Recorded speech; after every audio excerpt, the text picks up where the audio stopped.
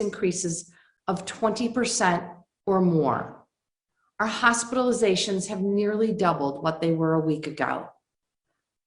While fewer seniors are being hospitalized thanks to vaccinations, COVID-19 is now knocking more younger people off their feet. The portion of hospitalized cases of people 18 to 34 has increased by almost 50%. I was presented with data showing two paths Oregon could take. One in which we took no additional action and stood by while more people die from this disease, or another that required a temporary tightening of restrictions for certain counties, but could save hundreds of lives and prevent as many as 450 hospitalizations over the next 3 weeks.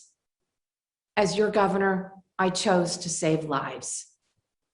I've invited OHSU's Dr. Peter Graven to share that data with you because it is truly eye-opening. And I recognize that this puts many Oregon businesses and working families in a difficult place.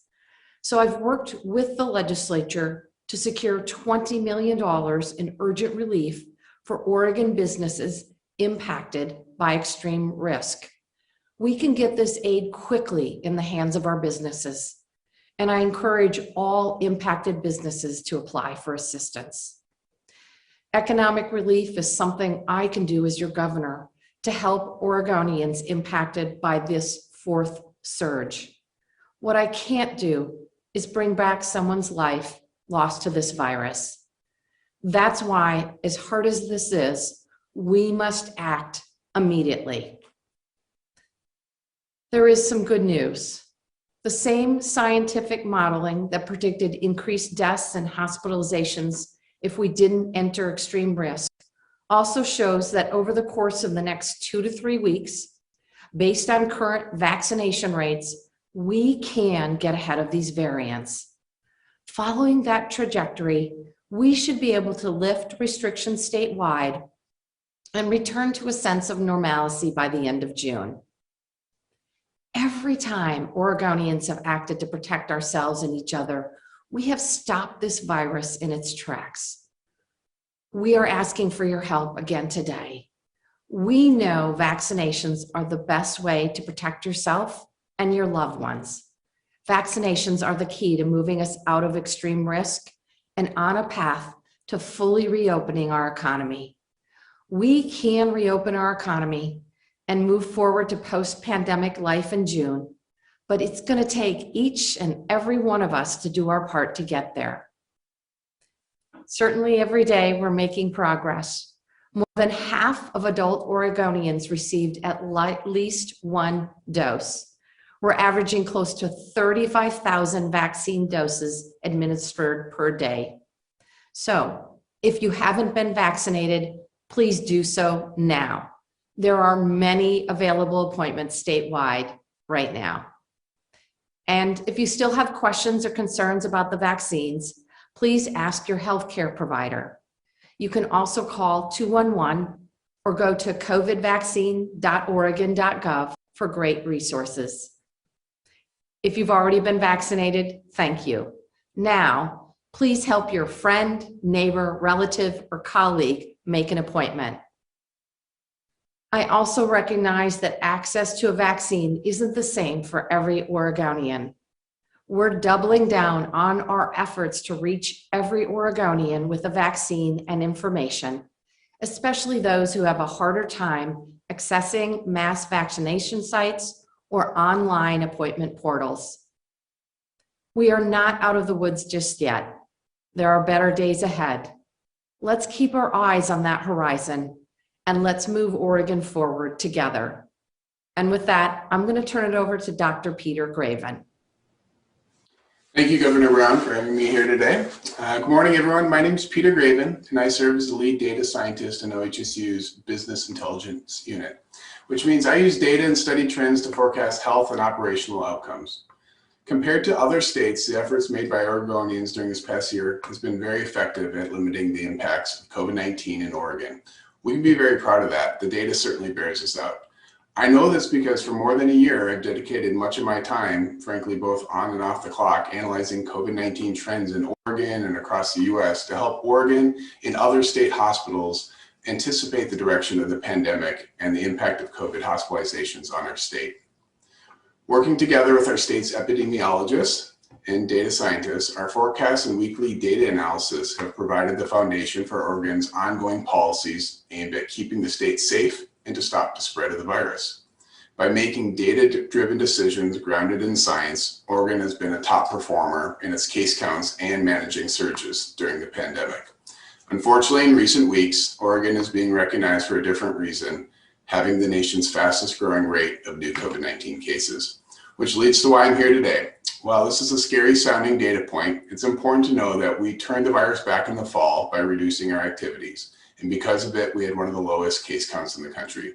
We already know this policy is effective when our Oregonians put their minds to it. Our modeling, which you can see in a brief available online, is currently measuring the rate of Oregonians getting vaccinated, how much variant are present, the number of previous infections, and the effectiveness of engaging our state's risk level framework. The good news is, when we pair these data together, it shows us that we have just 3 to 4 more weeks until we are in good shape. That's when cases will fall and our vaccine levels will be high enough that with basic preventive measure, the virus cannot effectively grow. Following the risk level policies for those counties in extreme or high risk is another huge sacrifice. But if we can follow a short pause in those activities where the virus thrives, namely indoors without masks and in close proximity to people outside our household, our modeling shows that it will effectively halt increases in cases and prevent another 176 Oregonians from dying from COVID-19 and over 700 more hospitalizations in total that would occur if we did not follow the risk level framework.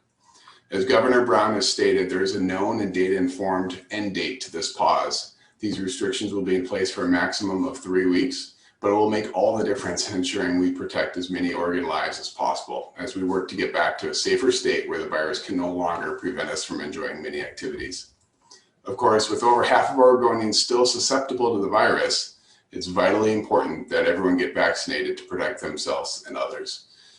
But it's not easy, and I'll be honest, eating in our restaurants in Portland and around Oregon is something I'm looking forward to. And even though I have several friends and family members whose income depends on it, I know shifting to outdoor only dining for the short period is the right policy for the problem we are in.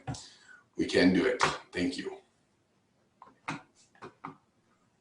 Thank you so much, Dr. Graven. Really appreciate you joining us today.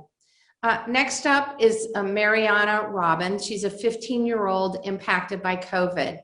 Mariana, the floor is yours. Hello, my name is Mariana Robbins. I am 15 years old and I'm a sophomore at Edison High School. I have suffered from post-COVID since September 2020.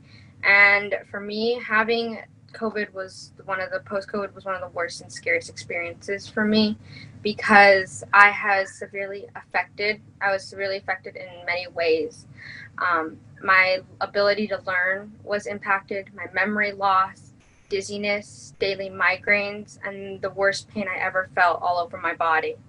It also made my daily life so much harder because I was in severe pain and was sleeping most of my days. For me, the worst and scariest symptom was passing out without warning.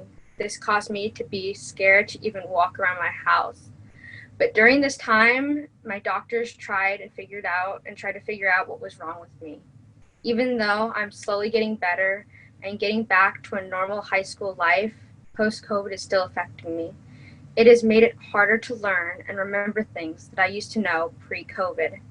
Before COVID, I used to read all the time. Now I can't even read a simple paragraph without getting tired and frustrated. With the help of my teachers and staff, they have been very supportive at my school. After all this time suffering, I strongly urge others to get the vaccine because it can save your life and it can make sure that you and others don't have to get affected the same way and have to suffer like I have. For me as a teenager, I also strongly urge other teenagers to get the vaccine as well because this can happen to you. And in my opinion, COVID is a very serious matter and disease that everyone should care about. Thank you. Thank you so much, Mariana, for joining us today. My heart breaks for the challenges that you've faced. I'm really grateful you were willing to share your story today. With that, Charles, I think we're ready for questions. Thank you, Governor. And for the reporters on the line, we'll be using the raise your hand function to ask a question. We'll start with Brenna Kelly with KPTV. Go ahead, Brenna. Hi, good morning, Governor. Regardless of the number of vaccinations given, when we've reached a month's time after everyone has been eligible to get a vaccine now, at what point do you say you've given Oregonians all the tools and you can't continue to shut down if they don't want to use them? So my goal in terms of reopening in June, there are a couple of factors that I'm looking at. Number one, want to make sure that we have a solid majority of Oregonians that have been vaccinated. That includes our communities of color, our Latino, Latina, Latinx communities, our African American communities, our tribal communities. They have all been disproportionately impacted by this pandemic. We need to make sure that a solid majority of these communities have been vaccinated as well. We need to make sure that the vaccines are easily accessible in communities around the state. We expect that will happen in the next few weeks. And then third, we are continuing to watch our hospital bed and staffing capacity. Obviously, this is a concern. And once we address these three issues, I fully expect that the economy can reopen. In terms of the data, it looks like this could happen mid to end of June. But the harsh reality is the sooner Oregonians get vaccinated, the more people that get vaccinated, the more quickly that we can reopen our economy. Vaccinations are truly the key to this reopening, and they're key to protecting yourself, preventing hospitalizations, and preventing deaths. So the sooner Oregonians can all work together to get vaccinated, the more quickly we can reopen. Thank you. Thanks, Brenna. We'll go next to Lincoln Graves with K2. Go ahead, Lincoln. Yes, thank you for taking my question. Governor, this week, 74 county commissioners wrote a letter to you in conjunction with the Oregon Restaurant and Lodging Association, asking for reconsideration of some restrictions.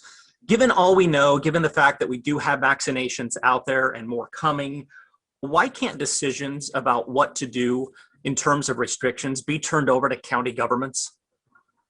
That's a really good question. What I would respond to in terms of the elected officials and businesses is that COVID is surging right now across Oregon. It takes community-wide measures to make sure that we can protect our most vulnerable Oregonians.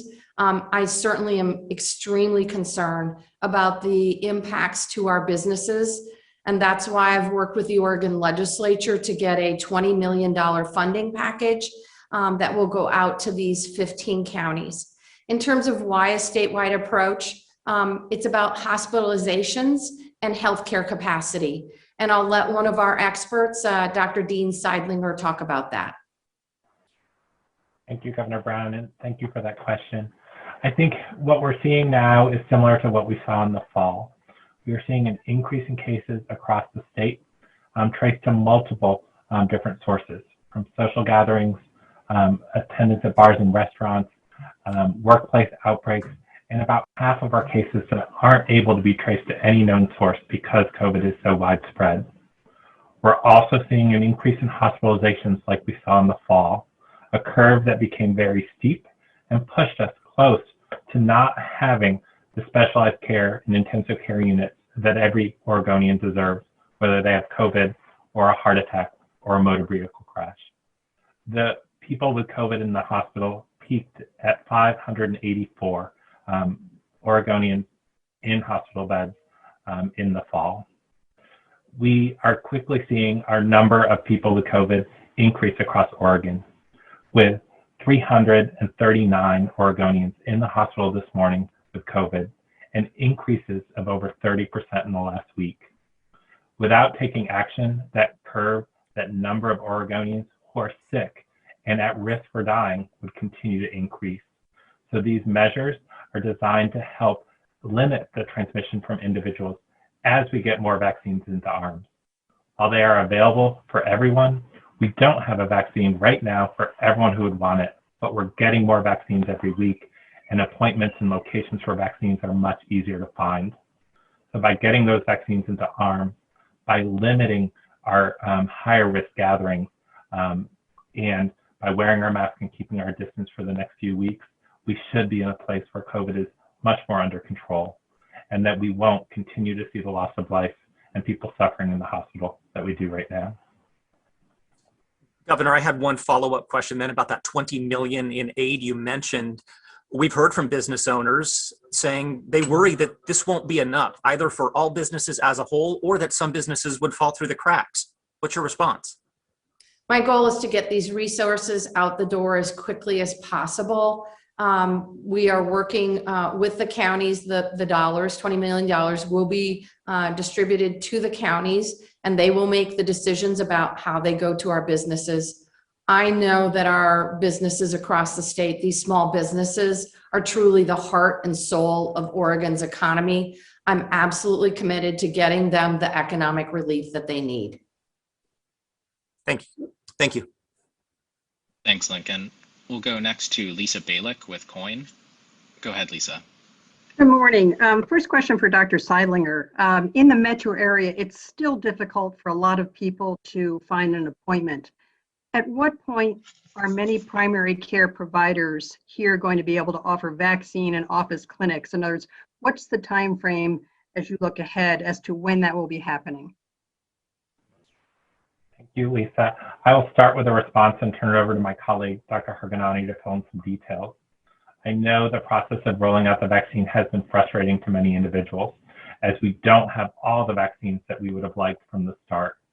But having this vaccine, which is so safe and so highly effective just a year into this pandemic, is, an amazing tool. And to have 3 vaccines that work and are safe and available to Oregonians, is going to help us return to a normal life, allow businesses to operate. And while vaccine numbers have increased in the Portland metro area and across the state, they're not quite where we'd like. And we are working towards getting more vaccines and moving them to primary care. And I'll let Dr. Harganani tell you a few more of those details. Thank you, Dr. Seidlinger, and thank you for the question. Yes, we are getting closer and closer to a broader distribution of vaccine as we get more of them coming into our state week over week. We have already begun providing vaccine access within outpatient settings like federally qualified health centers, as well as other clinics serving particular populations that we know can have problems accessing vaccine. We are working with our partners in outpatient settings, both in the Portland metro area and broader, to begin getting more and more doses into those settings. And some of the work we're doing right now is really focusing on the logistical side of that. Some of the vaccines are delivered to providers in large quantities. For example, the Pfizer vaccine comes in quantities of 1,100. So we're working to develop hubs where bigger health systems can receive those vaccines, repackage them, get them out to our smaller providers so that access can occur in your primary care setting or where is most comfortable for you. It should be coming over the next 4 weeks as we ramp up this access point.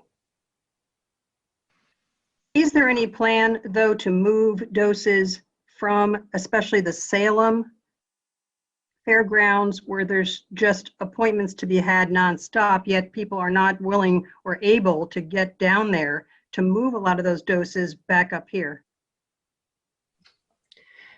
Yes, thank you for the question. We are actively working on that. As we see trends in slowing down of uptake in certain parts of our state, we're moving doses to where we know there's still a strong demand.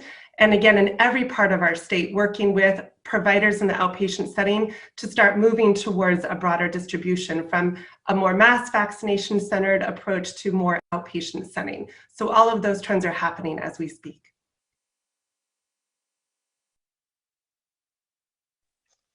Thank you, Lisa. We'll go next to Pat Duras with KGW.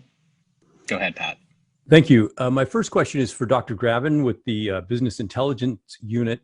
I'm wondering if you were the folks who came up with the 300 hospitalizations as the tripwire, and if so, how you came up with that number and why that number.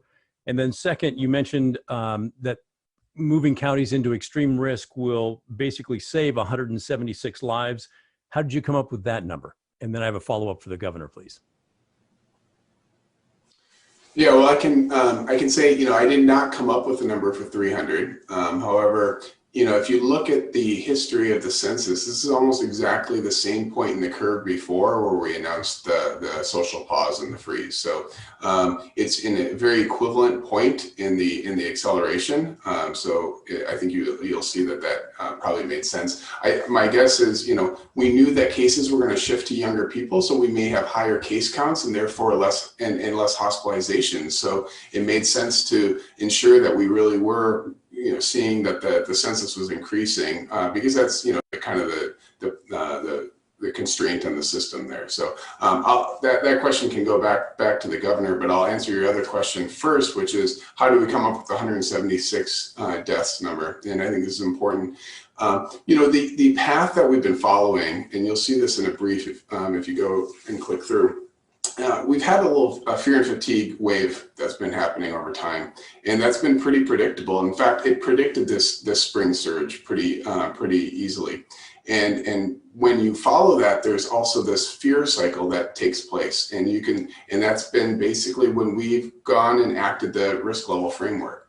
And so normally our policy gets a little stronger as things start picking up like this. So all we have to do is compare what happens if we follow our traditional path with a path where we kind of don't enact the policies. And so for that, there's a metric that you can use to do that, but you're essentially tabulating up the number of deaths that would be predicted to come. And the deaths that I calculate are actually anytime between May 1st and actually through the end of summer, although most of the difference is here in the next few weeks. Does that answer your question? I think so, well enough, thank you. And then Governor, a lot of folks have been asking, oh, I'm sorry, go ahead. I just wanted, if someone from the Oregon Health Authority, Dr. Dean Seidlinger or Dr. Harganani, can address your question about the 300 bed capacity. Yeah, thank you, Governor Brown, and thank you for the question, Pat. As Dr. Graven said, this number looks similar to where we would needed to act in the fall. And that's because we looked back at that peak in the fall. We talked to our healthcare providers. We're concerned that as we are seeing increased cases now, that we might quickly see a following increase in hospitalizations. Knowing that our older population is not as likely to be hospitalized now as they were in the fall because of vaccines, but our hospital and healthcare partners were seeing younger, sicker patients come in. So we looked at that peak in the fall, saw that we had gone up to 584 people with COVID in the hospital on a given night at our peak. So we chose the 300 number because we looked that the increase week over week in the fall ranged from about 16% to as high as 49%, meaning almost a 50% increase in a week. And those numbers happened rather quickly. So we looked to who's in the hospital right now. The transmission, where they got sick, was about 3 weeks ago. And we know that when we implement measures encouraging people to stay home more, to limit the risk of transmission to others, to get their vaccine, that this will take some time to take effect while we get more people vaccinated. So with that 300 number and the higher week over week increase of 15% or more, we knew that we had some time to implement policies, to have people change their behavior for the short term so that we could prevent getting to that peak in the fall and prevent getting to a place where people might not be able to get the high quality care that they need. Okay, thank you. And then Governor, the other question that I had is we've heard a lot of people say, why not leave the restaurants and the businesses open for people to come in and just require the customers to prove that they've been vaccinated? It encourages vaccination and leaves the businesses alone. I think what I would say is that our vaccine distribution efforts, while fairly effective and efficient, have not been as equitable as I would like. And we are working hard to close the vaccine gaps that exist amongst our communities of color. And we've made good progress in the last 4 weeks. However, we still have a lot of vulnerable Oregonians that haven't gotten a vaccine yet. And as you are well aware, Oregon has the fastest growing infection rate in the entire country. I'm focused on saving lives and want to make sure that Oregonians have ample opportunity to get vaccines. This is truly a race between the variants and the vaccines. As Dr. Graven said, we need a couple more weeks, 3 to 4 weeks, to get more vaccines into arms. That's where I'm focused. There are a number of ways that Oregonians can support their favorite businesses. They can continue to do takeout. There is the option of eating outdoors, and of course, continue to shop and purchase items online. So I want to encourage Oregonians to support their local businesses. I'm doing everything I can to get economic relief out the door as quickly as possible. We want to ensure that these businesses survive and thrive. They're essential to our economy. But right now, I am gravely concerned about vulnerable Oregonians, about our hospital bed capacity and the ability of our healthcare workers to provide medical care. All right, I'll let other reporters ask questions. Thank you. Thank you, Pat. We'll go next to Aaron Ross with OPB. Go ahead, Aaron. Hi, so just quickly for Dr. Graven, just to confirm that I have this correct, that's 176, the model is predicting 176 extra deaths through the end of summer if we were not to implement any changes right now. Yep, that's correct. But I will say it's primarily in this next month. I tabulated it up for the whole summer, but it's essentially most of the difference between the two policy paths is just in the next 4 to 5 weeks. So they would be concentrated in that period of time. Thank you. And Governor Brown, given both the data in Oregon and from around the world that's showing that we can't necessarily just put the increase in infections in young people on vaccinations alone, that they are also getting significantly sicker. How is that going to change or alter your in-person education plans, or do you have any changes that you're planning on making? We are not planning on making any changes at this point in time in terms of our education plans. Schools have been doing a really terrific job around the state, complying with Ready Schools, Safe Learners. What we know now is that the risk of transmission is low if folks follow these safety protocols, and it's critically important for our kids to be back in the classroom learning from their teacher and their peers. It's really good for their education, it's good for their mental and behavioral health, and good for their social development. What we have seen, though, with B117 is that it is both significantly more transmissible, so it takes less of the virus to get you sick, which means that you have a better chance of getting sick if you're only barely exposed, but also that it does appear to be significantly more severe, and severe across all age ranges. So does that raise concerns for you? Certainly, I'm concerned particularly about the transmissibility of the virus. I'll let Dr. Seidlinger speak to the severity of the variants. But again, I would say this, the best way for folks 16 and over to protect yourselves are to get vaccinated. It's the best way to protect your loved ones, your family members, and our vulnerable community members. It also helps us prevent hospitalizations and deaths. So please, please, if you haven't gotten vaccinated, please do so. There are a number of resources available. And with that, I'll turn it over to Dr. Seidlinger to talk about the severity of the variants. Thank you, Governor Brown, and thank you, Aaron, for that question. I think with Ready Schools, Safe Learners, we have multiple safety measures in place to protect students, staff, teachers, and the families they return to. We have physical distancing, 3 feet within classrooms under certain situations and 6 feet in other settings. Enhanced cleaning in those settings, especially of high-touch surfaces. Availability of hand sanitizer and to wash your hands. Using masks in those settings and symptom check and other ways to prevent spread of disease within the settings. we have offered on-site testing to schools so that they can test individuals who become sick at school or exposed at school, with about 1,200 schools already signed up for that program. In addition, the adults in those settings, the educators, have been offered vaccine and have taken us up on getting vaccinated. And 16 and 17-year-olds in those settings are now eligible, and we hope soon 12 to 16-year-olds. All of those things will do incredible work against preventing the spread of COVID-19 within those settings, including a more transmissible variant like B117.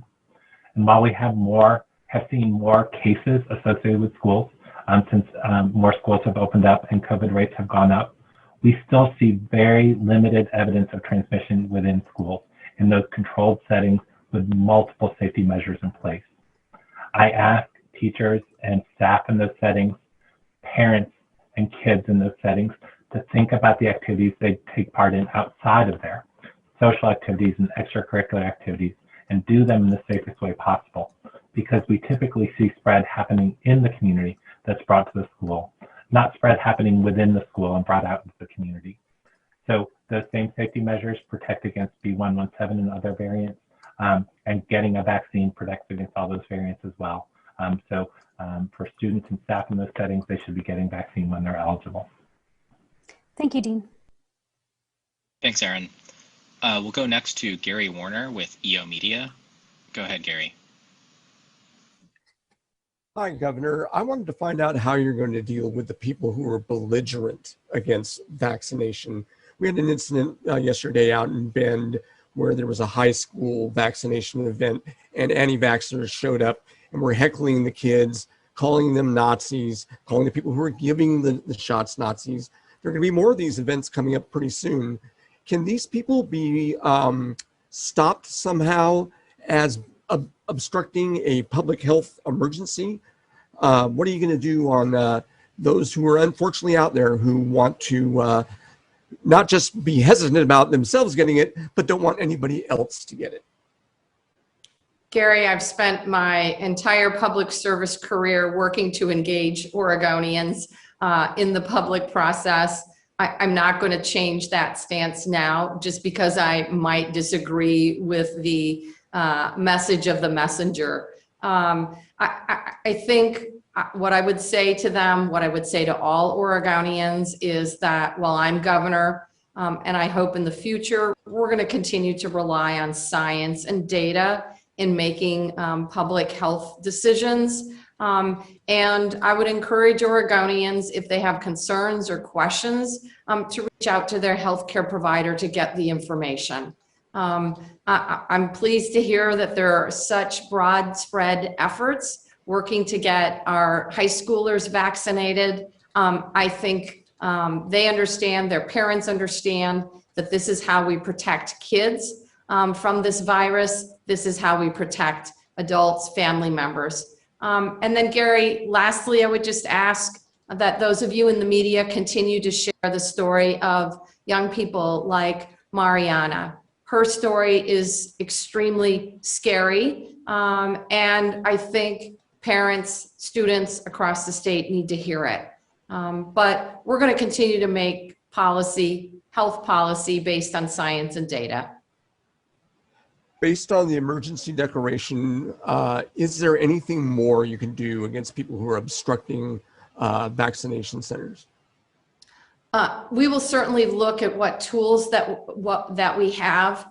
To my knowledge, there are prohibitions on folks blocking access to healthcare clinics. But as you are well aware, Oregon, along with 47 other states and the District of Columbia, continue to have emergency orders in place, and I expect Oregonians to comply with these orders. Thank you. Thanks, Gary. We'll go next to Amy Green with the Oregonian. Go ahead, Amy. This question is for the governor. Oregon is a bit of an anomaly nationally, with only a handful of states with increasing cases, and none, as you've said, more quickly than in Oregon. OPB asked OHA Director Patrick Allen on the air this week Couldn't you see this coming? Cases have been rising for 5 weeks, and I was a bit surprised to hear his answer.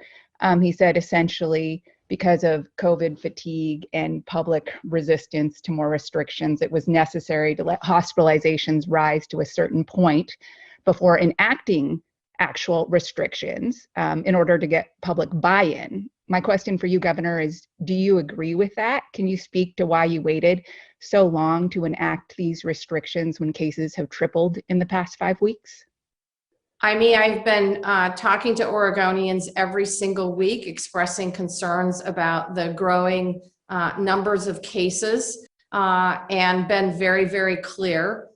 Should folks, all of us, not take the actions we need to reduce the spread of the virus, then we would be taking more restrictive action. We put the metrics in place based on data and science. We're following those metrics. And I think you have to have some level, some level of public support for these to be successful. What I think is really, really important is that Oregonians be able to get the medical care that they need, regardless of where they live, whether they have a very severe medical event or have an unfortunate accident. I'm absolutely committed to making sure that Oregonians get the medical care that they need. Respectfully, I don't think that really answers the question. Why didn't you enact restrictions weeks ago? We know COVID cases and hospitalizations they can grow exponentially. You could have potentially stemmed the extent of this latest surge. Were you worried about people not buying in and following the restrictions? I mean, this is always a balance between lives and livelihoods. I think the data shows that Oregon has reached the right balance. And what is different now is that we have the variants in place and we have vaccines. So it is more challenging, frankly, for Oregonians to understand why these safety protocols need to be in place that the pandemic has forced upon us when there are vaccines. And you have the variants that are moving, frankly, at a much more rapid pace. Dr. Seidlinger, would you like to fill in here, please? Yeah, I think, the balance we've had in fighting this disease has really stemmed, it's not policy that drives the change, it's policy with people following that policy. After more than a year of fighting COVID, we know that everyone is tired. We know that people want to go back to eat, need to grieve with their families over the loss of loved ones over the last year, need to celebrate milestones. And so we've been talking about the increase in cases and asking people to change their behavior. And many people have. The vast majority of Oregonians are doing what they can to protect themselves and their loved ones. But over these next few weeks, we need more Oregonians to join us. We need more Oregonians to make their appointment to get their vaccine. And doing that, we will see cases go back down. We will see hospitalizations go back down. And we will once again be a leader in fighting COVID here in Oregon. Over time, those numbers are some of the lowest in Oregon compared to other states. And we need to get our recent numbers back down. We'd like to be known for successfully fighting this disease and not the state that's most impacted by this disease. And together we can do that. Thank you, Thank Ivy. you. We'll go next. We have time for one last question, so we'll go next to Ben Botkin with the Lund Report. Go ahead, Ben. Yes, I was hoping either Governor Brown or Dr. Seidlinger, if you could explain what exactly the percentage is that you use to decide when the majority of Oregonians have been vaccinated. Can you give me a specific percentage? Thank you. Thank you, Ben. The answer is no. What I've said is that we need to see a solid majority of Oregonians vaccinated. And that includes our communities of color, our Latina, Latinx population, or African-American population, our Native American and tribal people, our Asian and Pacific Islander people. That includes all of these populations that are a critical part of our communities. Dr. Seidlinger. Thank you, Governor Brown.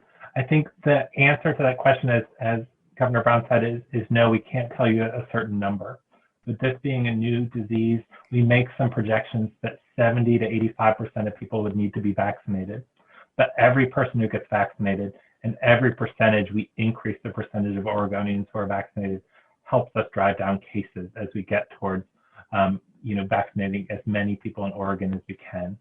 Having the vaccine available to all Oregonians over 16 and hopefully soon having it available to those 12 and older will help us achieve that.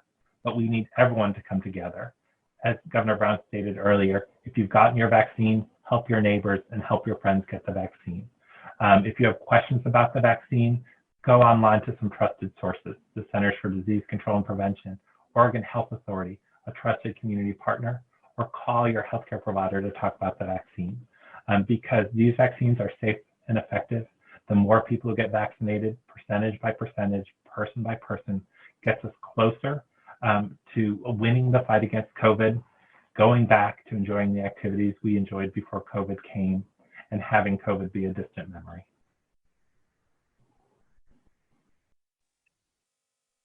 Thank you, Ben. Governor, that's all the time we have for questions today. Thank you all so much. Please stay safe out there and have a good weekend.